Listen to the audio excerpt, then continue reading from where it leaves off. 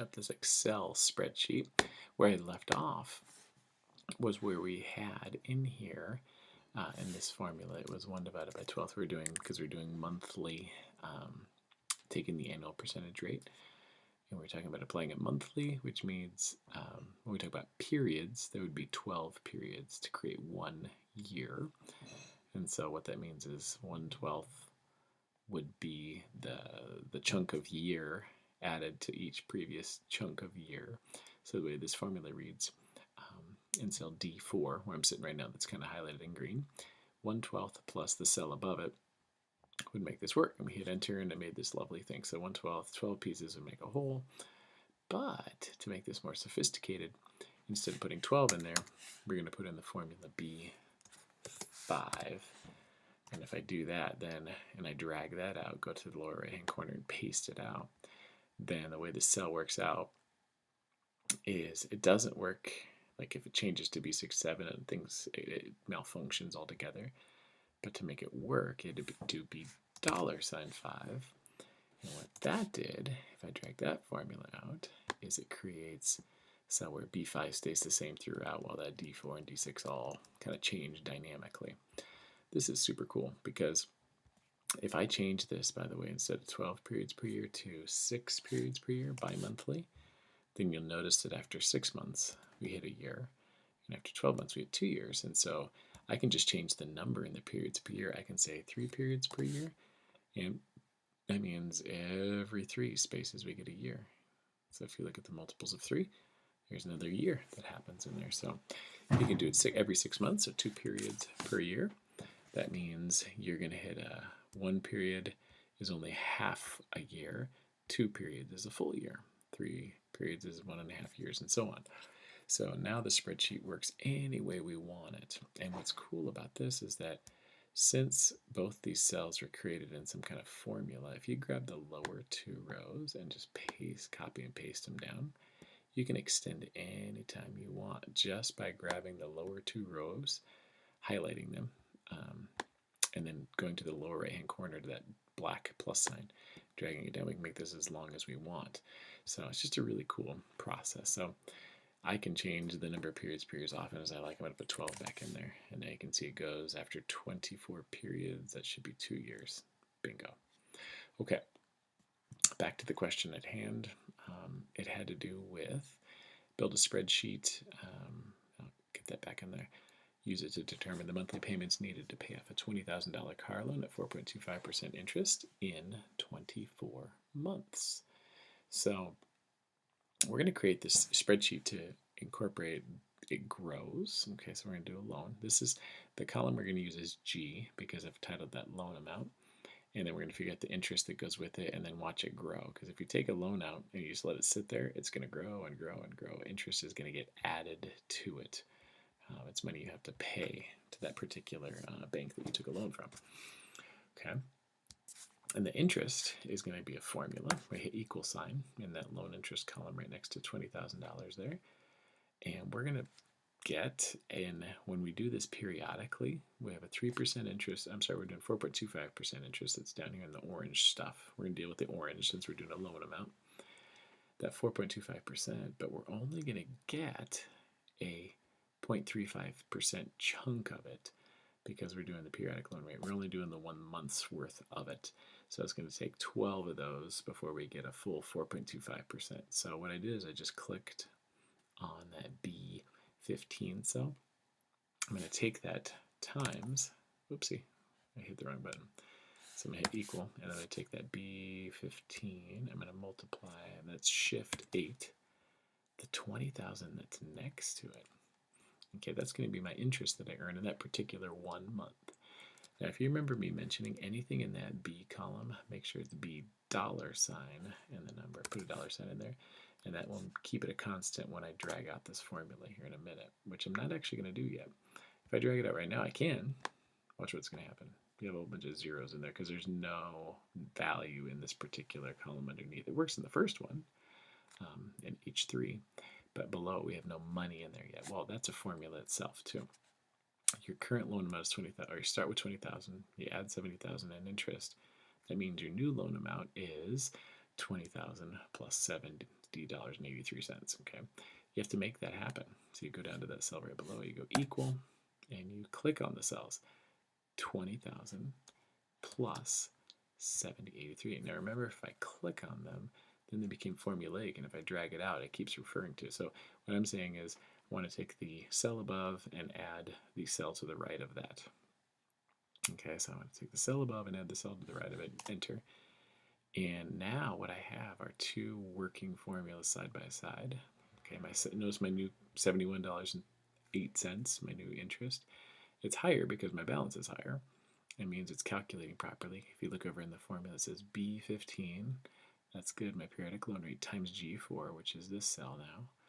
And what I want to do is continue this calculation. So if you highlight these last two calculations, go to the lower right-hand corner, get a black plus sign, and drag it out as long as you want. Let's go down to that 24 months. It'll run these calculations for any amount. And every new loan principal amount is always the cell above it plus the cell above and right. Go down again, cell above, cell to the right, cell above to cell to the right. And that interest column is always just the one to the left of it times the 0.035 periodic rate.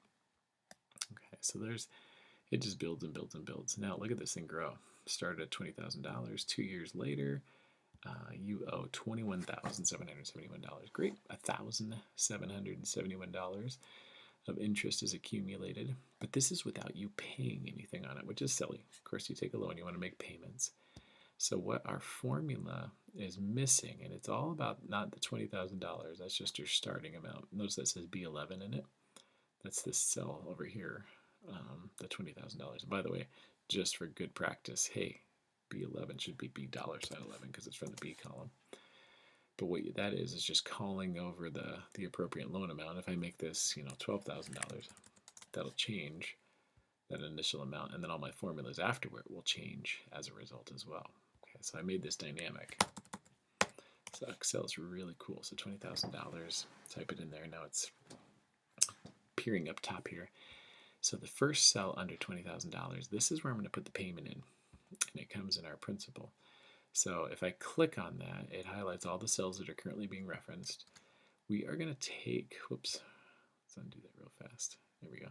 You can hit the undo button too, that always helps. I'm going to hit minus because I currently have 20,000 plus 7083, but what I want to take out is a payment of some kind. And if you notice over in our B column there is a space for where a payment would go. So I'm going to click on the cell B17. Okay, and that's where the payment will be when I put one in there. And it's from the B column. Don't forget to put a dollar sign in there. B $17. Okay, it didn't change anything about it yet because my current B17 is empty. Because it changed that first one, make sure you change them all as you go. So if I want to keep these 24 going, you just drag out any changes you've made. Okay, it doesn't change anything because currently there's nothing in payment. But as soon as I put one in there, so let's put $100 a month in there. Watch. Look at that. Takes away $100 every month. So you get the $70 in interest, but you're taking out you're paying $100. So this only went down 30 some, well, just under 30. But that's also an interesting thought too. My interest is $70, but I'm only paying 100. So I'm still accruing $30 worth of, there's a difference of $30 between the payment and the amount of interest. Now, if I only made a payment of $70, about $70.83, watch what happens. It just stays $20,000. If you only pay an interest-only payment, have you ever seen that before? You can make interest-only payments.